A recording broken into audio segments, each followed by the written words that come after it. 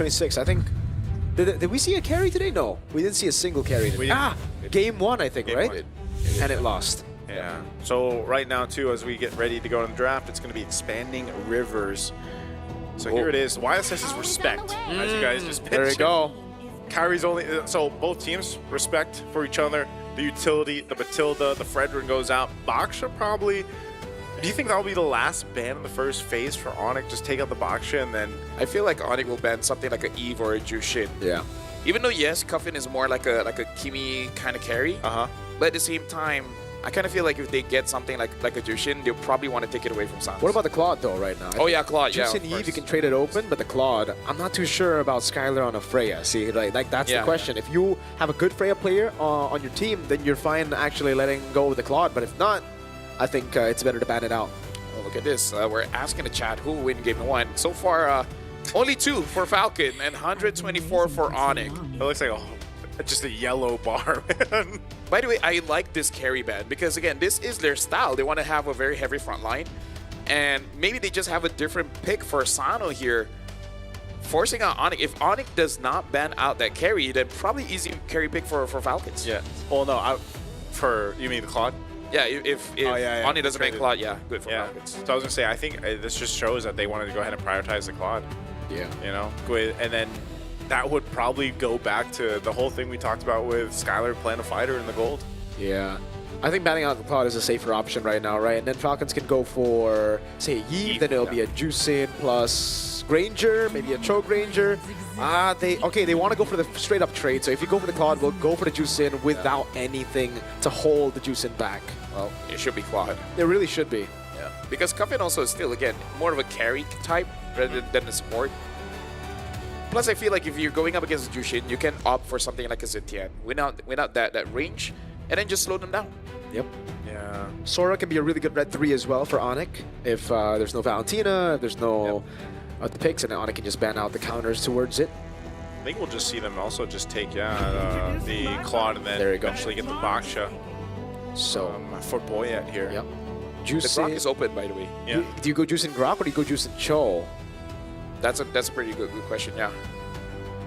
Teams have been opting for Cho, man, you know, like especially here on the red. But Falcons will get a nasty combo if they get Grok and Cho. Grok Baxia.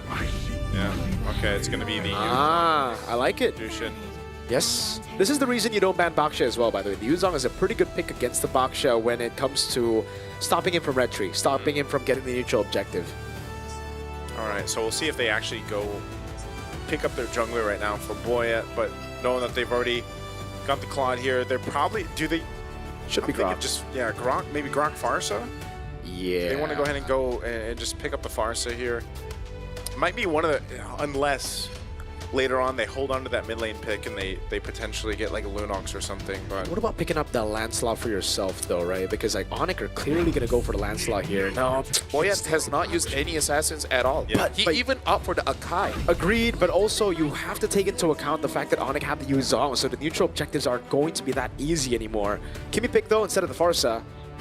Again, something that I'm not a big fan of, knowing that there's a Yuzong on the other side, especially considering ONIC are most likely going to go Lancelot now. Yeah, it looks like Falcons, they're just going for pure comfort. Because or even Haya. Because again, this is kind of like their S tier, and we did set this up. It really is, depending on the draft here. I wouldn't say Falcon making too big of a mistake, as yes, it is their best heroes, and compared to other teams, they haven't had the opportunity to scream as much as everyone else. Let's just put it that way. who's that, ONIC? No, Falcons. Oh, Falcons? Yeah. Oh, yeah. Focusing on studies and all. Yep. I thought that was going to be a Fanny pick, red 3, not going to lie. It's been a while since Kairi has gotten the Fanny open in the banning phase, so the fact that they didn't pick it up means that they're comfortable putting in Kairi on any hero, which isn't really the thing you would expect from ONIC usually. You would usually see the pick for him early. But alright, they have mid-prio with the Cho plus the Kimi. Sorry, Cho plus the Juicin. Now they ban out the Grok. I think they do, right? Yeah. Ban out the Grok, and then, I don't know, maybe Team Falcons will actually just hone in on... Oh, Minotaur ban. Huh, why the Minotaur? Troll did use the Minotaur before, an amazing game, and their opponents just could not figure out how to deal with the Minotaur. In fact, he even stole the Lord. Okay. There's no poke for now for ONIC, so that means that they want to go for, yeah, something of less range. That's why the CC gets caught up in the bans by Falcons. Good read. Is Skylar going to play the Freya? Are we going to see Skylar on gold lane Freya, man? The only other answer to the Claude so far, well, actually, the only answer has been Freya. Who knows? They might even go for something like a Sora. Sora Gold, that's true, that's true. That is another answer we've seen work. And they are going to ban out the Uranus, so the thing is, you have to go Sora last pick here, right? Because if not, then the Valentina comes in. Yeah. But what's stopping Falcons from doing the same thing and picking up the Sora? There's the Yuzong is already picked up, so you don't really have that matchup anymore. The Juice Sin is in mid, so Valentina's not possible. What if you just ban a high or lens? Yeah, I think that would be the best choice. Yeah. I almost would say just, like, if you're going to ban one of them, ban out the Haya. I mean, sorry, ban out the Lance. Yeah, Either or, I think it's still Yeah. Like, if you really, because most of these are targeted bans anyway, you might as well just go ahead and ban out the Lancelot so that Kairi doesn't get that. I don't know. I don't expect him to pick up any other utility. They'll go with the Harith. Interesting. Okay, so Harith gold. So a lot of those gold lane options, they're just trying to once again play into that strength of Team Falcon so far, which has been Sano for a lot of times, and he gets the best gold lane hero right now. So setting up around that. Now ONIC on the response. Do they go their? They're gonna go. Do they pick up their jungle now? Safe pick should just be the Lancelot, get a winning matchup for Skylar, right? Yeah. Oh, okay. That's what we were thinking, either the Lance or the Haya. Lance or Haya, they go for Haya. 33% win rate hasn't been the pick Hasn't been that good. to get you Only won wins a lot twice. here, yeah.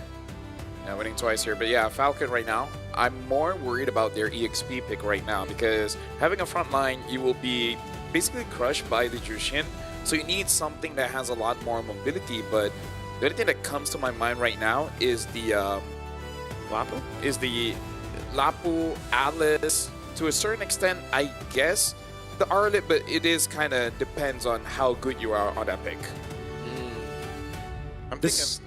Allow me Oh, do they go? Okay, Okay, Hilda. Oh yeah, Esme, forgot about Esme. That's a really good deny, by the way. I was about to say maybe Esme Gold, but there's a Baksha and a Claude. So This what? team can move really fast, man. Yes. Like Team Falcons, if you look at a lot of their lineups, like it revolves around mobility, you know, and I they'll go honestly ahead and feel like go this is with going to be a Granger. for ONIC. Yeah. Because what else do you have, right? Yeah, it's basically either Granger or like Fighter.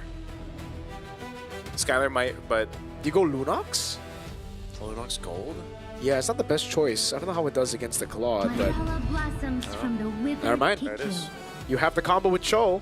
That's what I was thinking about as well, and it's really good against the Baksha and the Esme. So they actually do it. Yeah, so I think this one is a little bit up in the air because again, we did say about drafts and ONIC. Again, I kind of feel like this, you know, puts fuel to the fire. We'll see how it works out, but the same can be said for Team Falcons. But at least for Team Falcons, again, they play one style, Yeah. so they roughly understand what kind of picks they need to achieve that style. I like that Team Falcons basically still sticks to the fundamentals of their themselves here. Again, referencing the lineup ratings that we mentioned, you know, it's you don't want to put too much weight towards it, but yes, they're pretty much even across the board. And if you do look at the draft, that's kind of how it feels when you look at both these coming into game one. Well, ladies and gentlemen, this is the final best of 3 for today. Falcons coming in, bringing the traditional style of a utility jungler again. Can they achieve a win against the Sky Kings, ONIC Indonesia? It's our last match between our last two teams to move on to the knockouts. One spot left, and it comes down to this. It's a packed house here in the EXO Hall for this match. Once again here, favoring ONIC, but I would say even after the draft, Team Falcons, what they've been able to show us over the course of this Swiss stage, there's still potential for them to make this work, man. Troll is taking a ton of damage, still holding on to the flicker though. Yeah, but I would say it's quite equal trade coming in from both sides. Took a little bit of damage there. Skylar just really utilizing the sustain he has to try and poke Sano out. Oh, Shield Unity. Sanz actually flickering out there. That's going to be the immobilization field coming down. Makai gets first blood on Troll. That's Comfort taken very low. Kiboy with a Shunpu out. Lethal taken by Boyet. You always feel, I feel like we've seen that so many times, man. A team with a Cho on it, you kind of forget just how much damage output he can put early on in the level 1, level 2. Looking at this, again, what's that? Festival of Blood on the Lunox. Festival of Blood. Yeah. I guess it's a way to deal with the fighter emblem, right? Yeah. Skylar has to be careful. Will flicker out right as the shield unity runs out there. A bit of panic from Sanz and Skylar. Yeah, maybe just something that they've been practicing and telling each other is like, let's just respect. Sure, we might lose our spells, but hey, it's just 2 minutes. We got 2 minutes. Yeah. Nothing too crazy like that they have to worry about. Ooh, good take. Yeah, good take there. Delaying Boyet, but like I said, he's going to be able to rotate pretty quickly.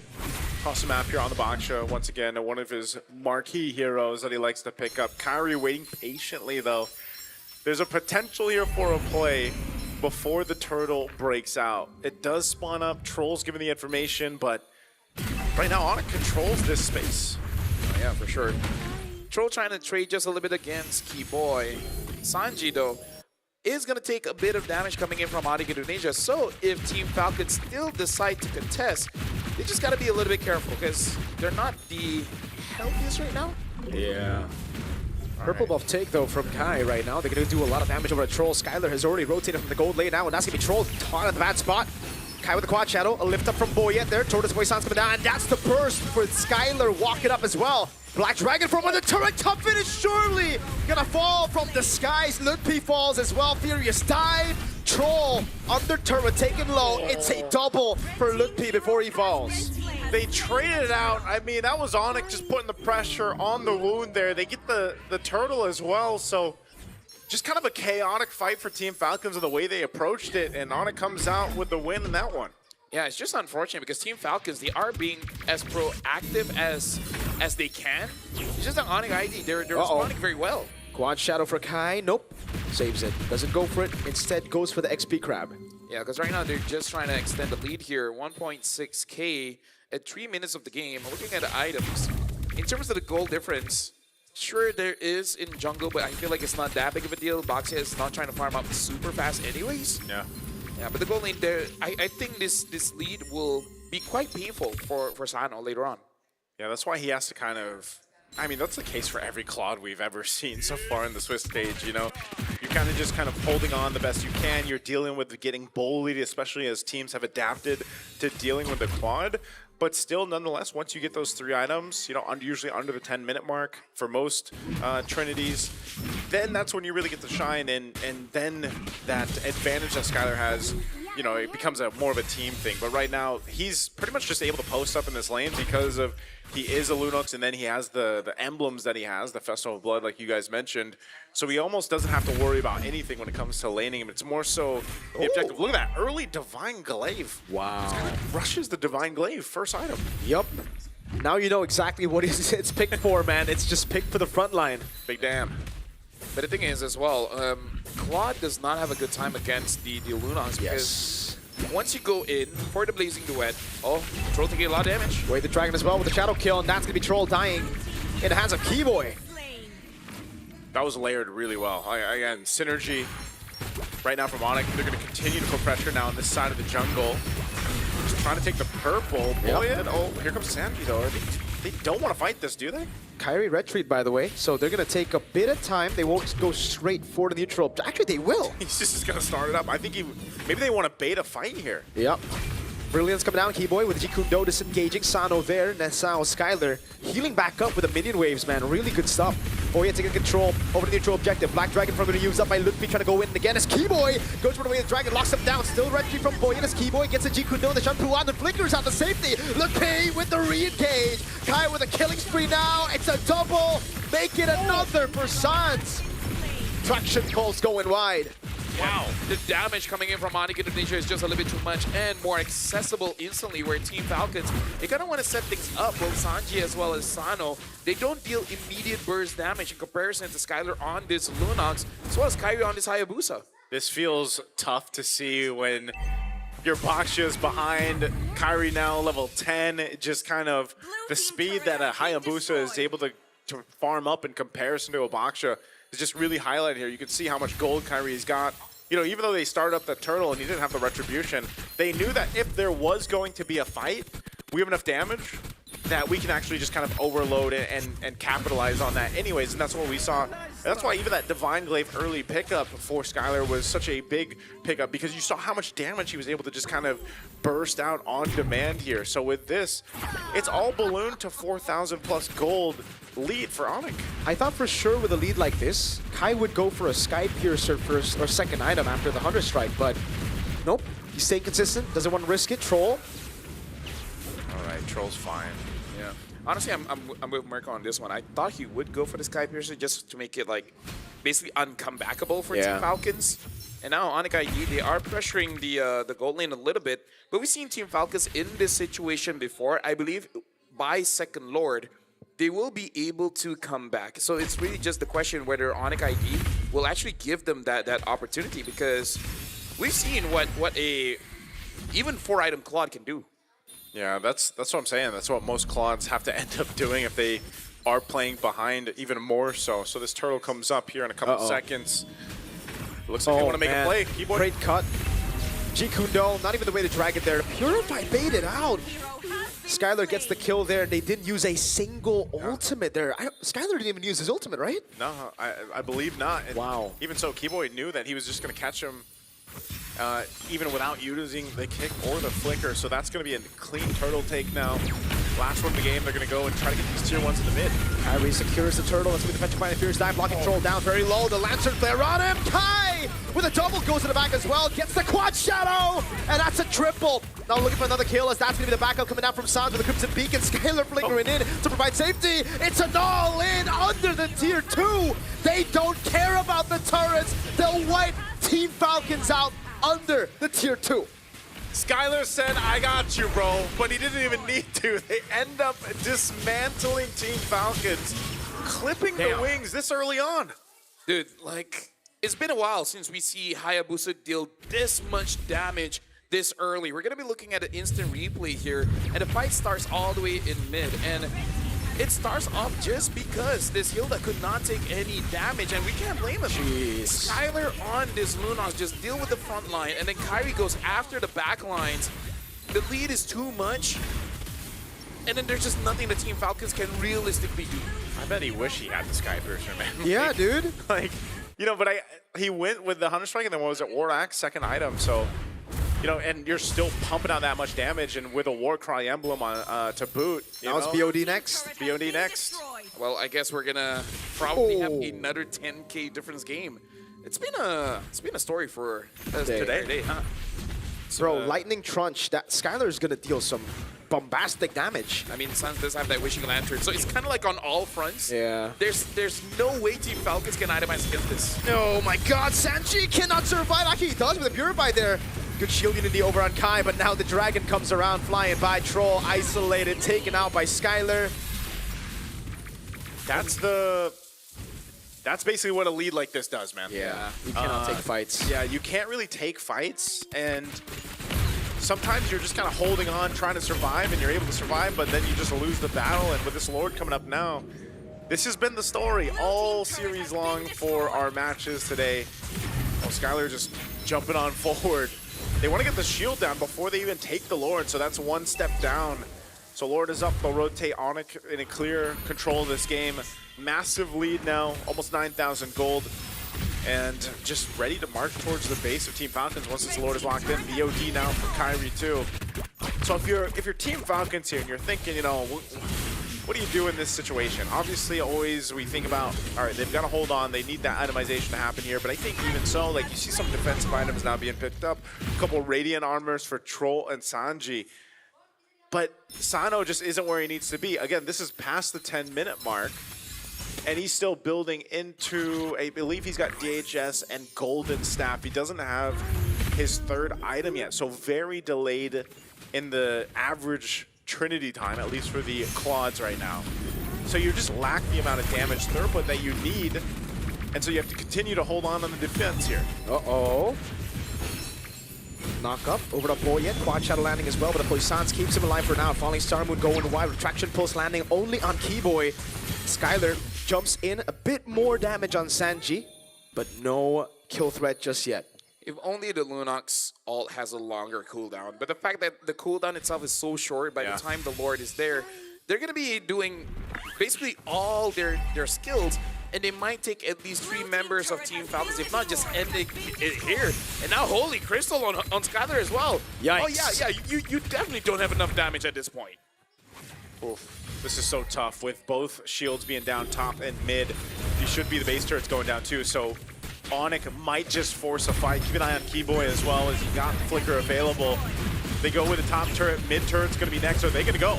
Kiboy with the way the Dragon and the Flicker combo cancel or takes Boyet very, very low. Skylar with the damage! Shadow kill on towards a Petrified lock him down. Kai still waiting for it. That's a blazing duet on the BMI backwards onto the fountain. ONIC have the base wide open. Quad shot landing again. It's lutpi who gets a double, and Kai goes legendary. 19-1. ONIC wants the knockout stage. They smell it. A game away from securing it. A dominant game of 1 here for ONIC. Under the 12-minute mark. 19-1, just an insane game. Clean as ever across the board from the champions of Indonesia.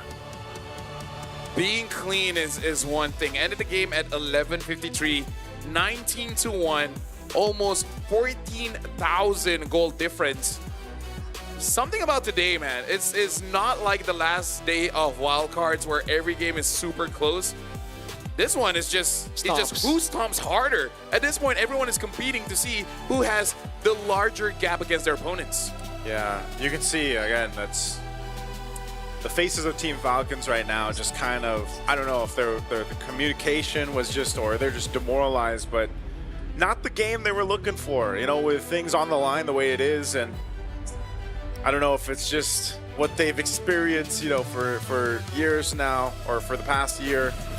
But this one was a tough one, man. Like, looking at this, it was just ONIC taking everything that they wanted. It's like they could just show up, say, all right, we want this kill, we want these, we want that. And there was nothing you could really do about it. And so it even goes to show that when it comes to the draft and you get your quality heroes, or you get that big pick right now, which is a Claude, like first pick, there is always ways to deal with it. And that, I don't know if it just came down to, you know, shutting the entire team down the way that it was played, but even so, like, let's say it wasn't that big of a shutdown. I think the Lunox pick in the gold lane, especially rushing that Divine Glaive from Skylar, the way that he played it, the way that he was able to sustain with his emblem setup, it doesn't really shut down, per se, the Claude alone in the lane, but it at least stops it in tracks where, like, I'm okay, the other 4 guys go do your thing, you know? I would go as far as to say that one pick shuts down the entire draft. The Linux? Yeah, because even Falcon banned out the carry, right? So they're like, yeah, our draft kind of gets taken over against someone that can really deal all this damage against the front lines.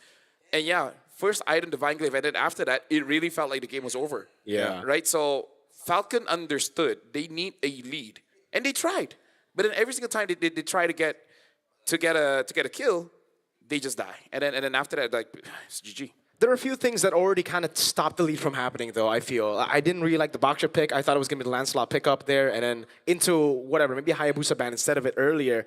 The fact that they picked up Baksha, especially after seeing the Yuzong already, I think kind of already, it's like GG. Because you're not going to win out the neutral objective battles. We saw how much that he would have to sacrifice even to get close to the turtle. And yes, he was able to get, I think, turtle number 2, but it was at the cost of his life. It was at the cost of the rest of the team as well, trying to brute force their way in, because usually how you control neutral objectives with Baksha is you're so tanky, you just walk up. But if you get shredded that much, the rest of the team will also feel the repercussions of the Baksha getting shredded. Yeah. The problem is I think he can't use a Lancelot. See, that's why it's cooked. Because they never use any assassins. Like, they ban all the utility. Every assassin was up. They pick up an Akai. Which is, you know what's weird about that? Because knowing, like, Boya is from the Philippines. Like, all these Filipino players can play assassins.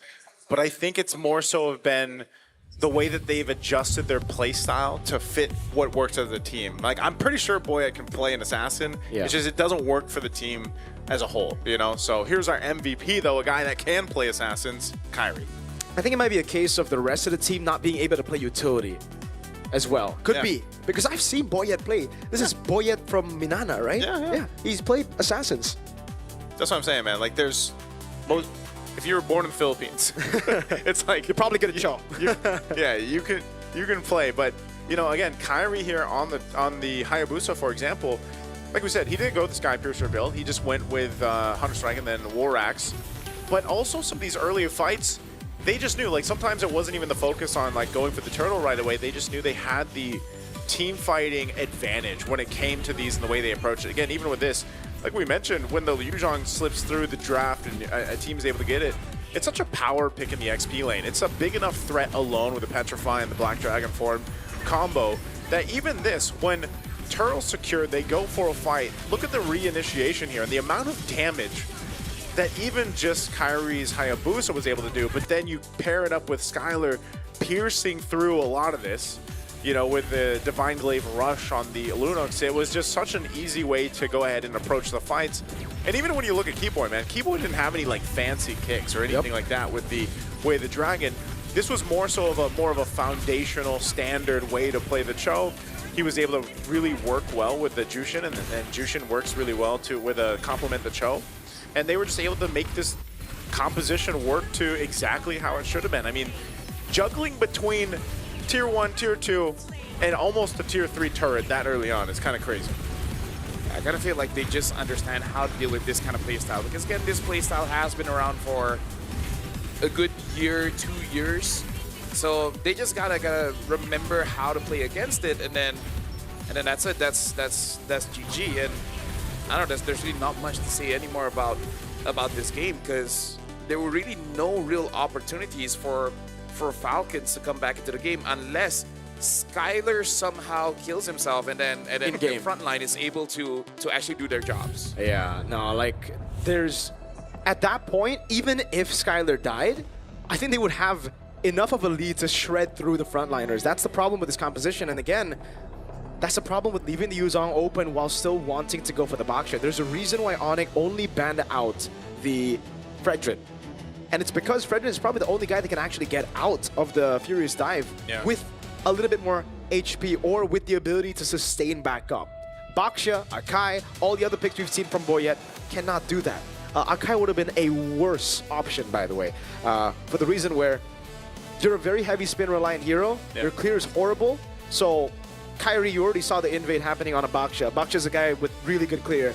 If that was a Akai, he wouldn't even be able to participate Turtle 1, but even if he did, very easy to bait out heavy spin with the Black Dragon form on you. It almost makes me wonder if it's worth Team Falcons, since they're in the situation now where they're facing, you know, elimination, right? One more game. If they will go against the grain of their own style of play and like they just pick up an assassin in the jungle. It's almost one of those things where it's like you almost need to, because even when they have this kind of draft and there's a lot of lapses within the way that they approach the game, like in terms of the team fight, like trying to keep up with what ONIC's throwing at them, I'm just wondering if an assassin in the jungle will even change that, or if it's just going to be too much of a change